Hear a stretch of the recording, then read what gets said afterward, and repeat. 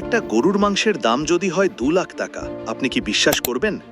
এমন একটা মাংস আছে যেটা খাওয়ার জন্য ধনী ব্যক্তিরা মাসের পর মাস অপেক্ষা করেন। এই মাংস শুধু খেতে অসাধারণ নয়, বরং একে তৈরি করতেই লাগে বহু বছরের যত্ন। যত কিছু বিলাসিতা আছে তার সবটাই। আজ আমরা জানব পৃথিবীর সবচেয়ে দামি মাংস সম্পর্কে, এর পেছনের রহস্য, পালনের পদ্ধতি, দাম আর কে খায় এই মাংস।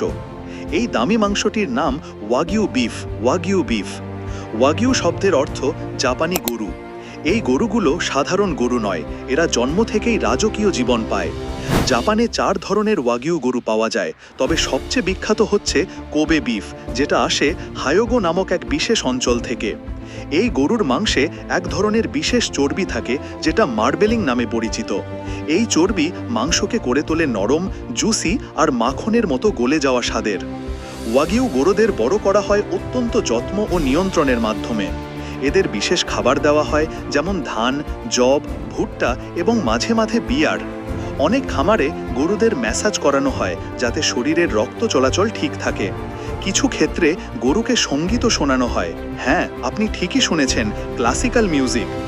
এই সব কারণেই তাদের শরীরে চর্বির পরিমাণ নিয়ন্ত্রিত ও নিখুঁত হয়, যা স্বাদে দেয় অদ্ভুত ভিন্নতা।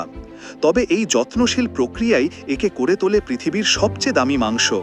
কোবে বিফের দাম প্রতি কেজিতে 500 থেকে 1200 মার্কিন ডলার পর্যন্ত হয়ে থাকে। বাংলাদেশি টাকায় যা প্রায় 50,000 থেকে 1,50,000 টাকা।